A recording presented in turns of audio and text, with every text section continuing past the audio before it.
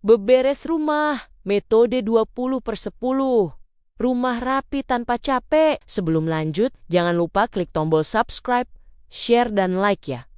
Boleh juga klik tombol thanks atau terima kasih. Oh iya, kalau kamu punya usul atau ide tema video berikutnya, langsung komen di bawah ya.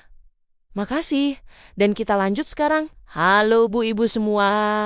Aku mulai dari satu pengakuan dulu ya. Aku itu dulu tipe ibu yang kalau lihat rumah berantakan langsung bad mood. Belum apa-apa udah capek. Belum mulai beberes tapi rasanya kayak habis lari keliling kompleks. Kadang aku cuma berdiri di tengah rumah, lihat ke kanan, ke kiri, terus mikir, ini mau mulai dari mana? Mainan anak ada di ruang tamu. Gelas kopi kemarin masih di meja.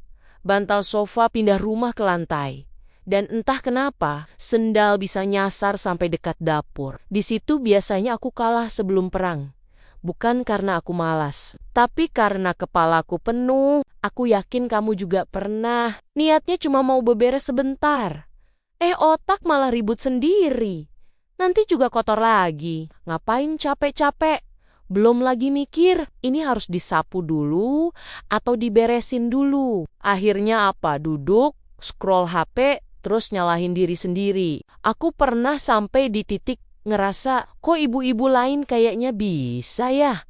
Rumah rapi, anak keurus, masak jalan. Sementara aku, beberes dikit aja rasanya pengen nangis. Dan yang bikin sedih, aku pikir itu salah aku. Aku pikir aku kurang rajin, kurang niat, kurang kuat. Padahal ternyata masalahnya bukan di situ. Aku baru sadar setelah kenal metode 20/10 ini. Dan aku pengen cerita pelan-pelan, bukan kayak guru ngajarin, tapi kayak temen curhat di dapur sambil nyeduh teh. Metode ini kedengarannya sepele. Tapi efeknya dalam banget. Intinya cuma satu, kita berhenti maksa diri. 20 menit fokus beberes. 10 menit istirahat tanpa rasa bersalah. Kedengarannya biasa aja ya. Aku juga dulu mikir gitu. Aku mikir, paling juga sama aja. Rumah tetap berantakan. Tapi aku tetap coba aja. Karena waktu itu aku udah capek nyalahin diri sendiri. Hari itu aku nggak niat jadi ibu super. Aku cuma niat jadi ibu yang waras.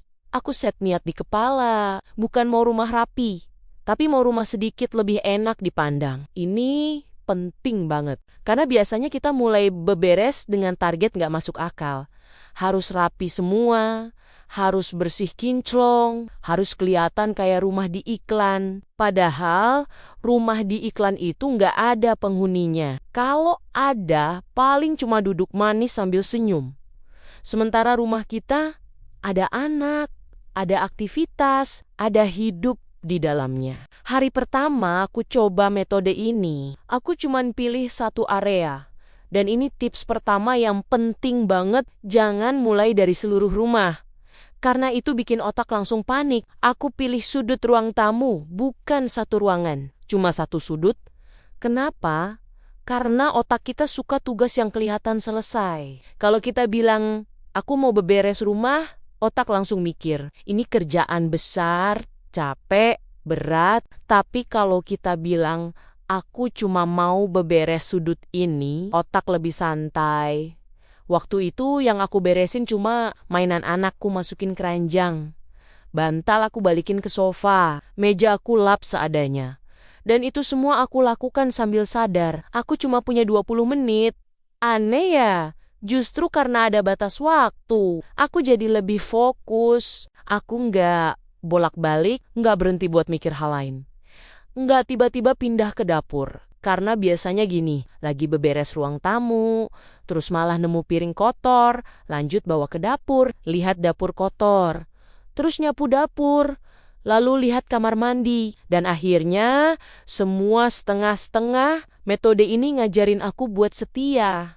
Setia sama satu area. 20 menit itu aku anggap janji ke diri sendiri. Bukan hukuman. Pas waktunya selesai, aku berhenti. Beneran berhenti. Ini tips kedua yang sering dilanggar. Berhenti itu wajib, bukan opsional. Karena banyak dari kita kalau udah mulai terus maksa lanjut.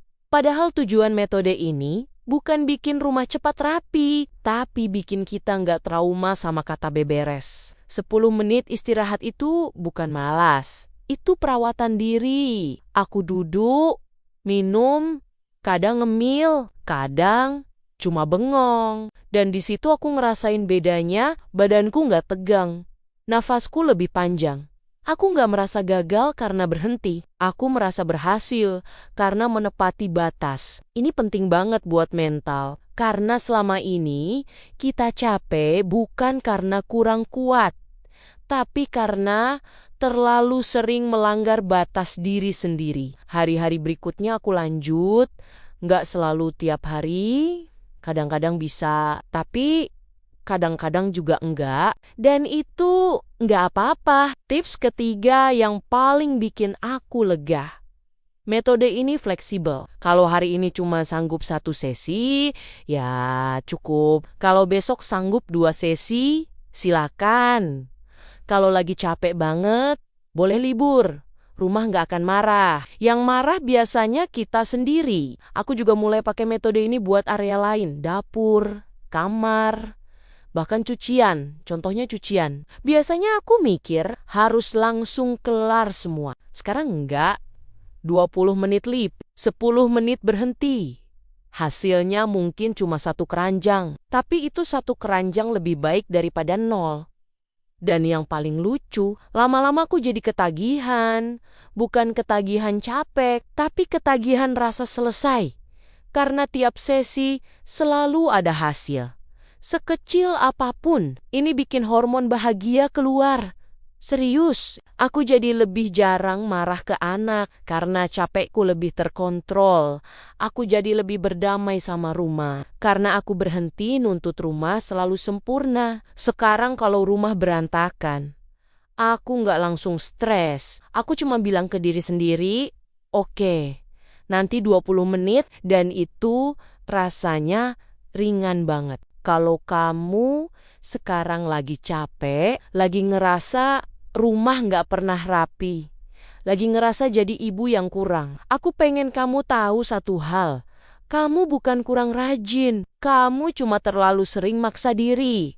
Coba turunin standar, naikin rasa sayang ke diri sendiri. Beberes rumah itu bukan lomba, bukan pembuktian. Itu cuma bagian dari hidup. Dan hidup itu boleh pelan. Kalau hari ini cuma sanggup 1 sudut, itu sudah hebat. Kalau hari ini cuma sanggup duduk dan napas, itu juga valid. Karena rumah yang paling penting rapi duluan, itu kepala kita. Terima kasih sudah dengerin cerita dan curhatku hari ini. Sampai ketemu di video berikutnya. Tetap semangat Bu Ibu semua.